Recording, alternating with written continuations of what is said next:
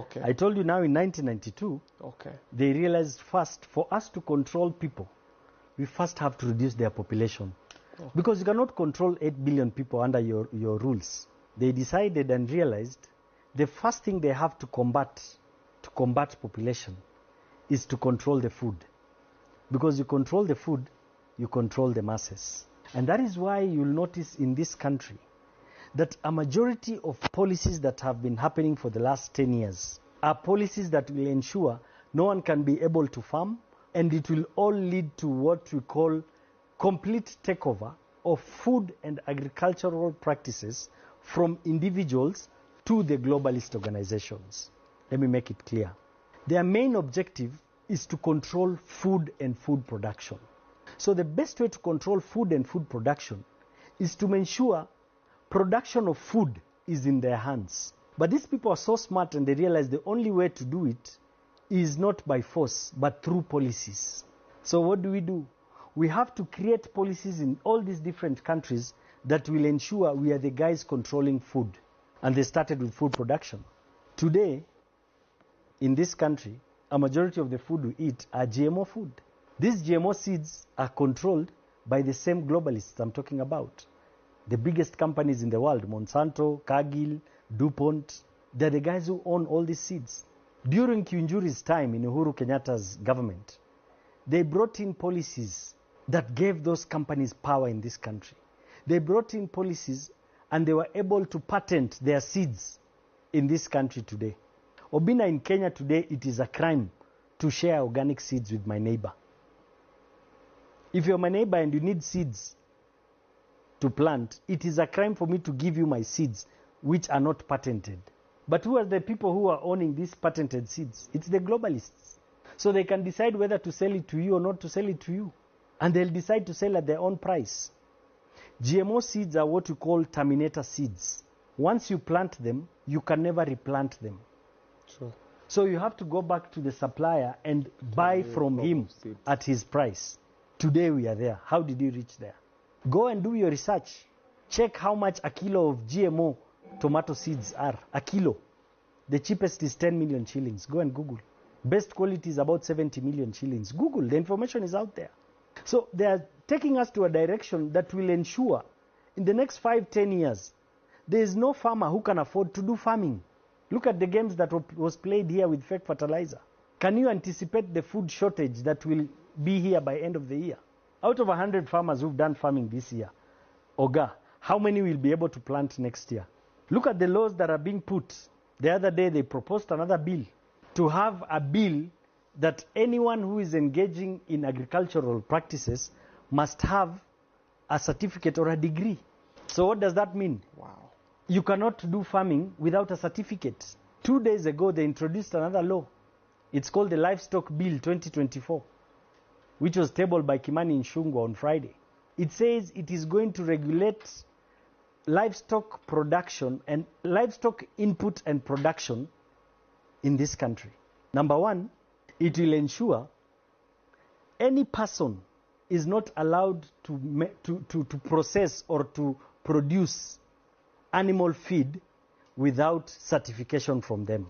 And it has a fine of 500,000 shillings. You cannot produce your own food and even sell to your neighbor.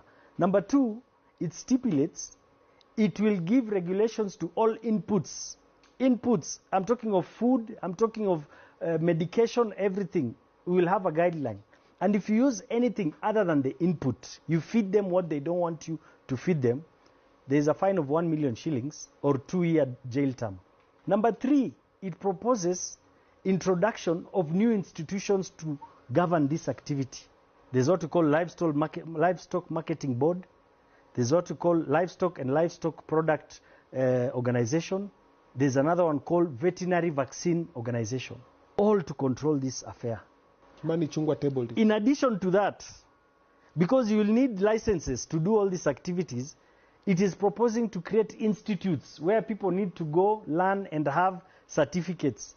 We'll have the Livestock Institute, we'll have the Beef Production Institute, we'll have the Dairy Production Institute, we'll have the Beekeeping Institute, and we'll have the Vaccine Institute.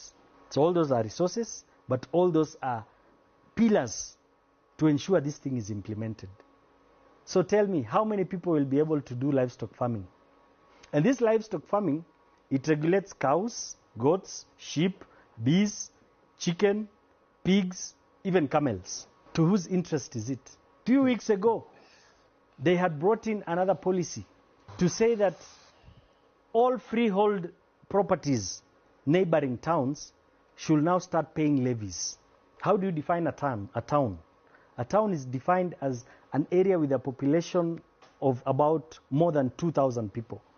Do you know in Kenya, any town is any market is same as a town because it has 2,000 people and above. So it means basically the entire country, there will be no longer what you call freehold titles. You will be forced to pay what? Levies. So how many people will be able to pay? It means in the long run, a majority of Kenyans will lose their land. They proposed again to transfer powers from the National Land Commission to the minister. So the minister will decide every 10 years, the minister will decide the levies you're supposed to pay on your property. So it is gearing towards the agenda of land takeover and food production takeover. But it's like the government does not understand where they're being led to. And these policies are not policies implemented here. These are policies given to us by these organizations, globalist organizations. These are policies pushed towards this country by these organizations to their main advantage. And the main advantage is total takeover of food production and land. So once they take over your land and they're the ones selling you food, they're saying before 2030, an individual should not eat more than 16 kilos of meat. Before 2030, an individual should not eat more than 90 kilos of dairy product in a year. They are saying before 2030, motor vehicles should be reduced in the sense that only 200 cars must be shared with about 1,000 people. So it's a big agenda and it's heading towards the 2030 agenda. But Kenyans are still sleeping, Oga. Most of these politicians who are implementing and passing these bills do not even read those bills. So it is time our politicians need to wake up. Roles of MPs are oversight, legislation, and representation. Those three. So once you take over all that land, because Kenyans are not able to afford farming, Kenyans are not able to plant or keep cattle or own land, what do? You need to relocate them. And that is why the government is building new housing projects. These politicians forget that they are also in the menu. You know, they think they're on the table. Yeah. They are also in the menu. And in fact, it will be more painful for them because most of them are the ones stealing and buying huge chunks of land. All that land will go. The ultimate goal is to take over the entire land and ownership of property from individuals to big corporations. So politicians should wake up and understand that they are also in the menu. They are not punishing us. They are punishing themselves and their kids and their generations and the generations of this country of ours, Kenya. These implementations that are taking place, can imagine someone like you, you're not even aware. And I want you to go do your research. Kenyans, we are putting our energies in the wrong and focusing on the wrong things. We have a problem, Oga.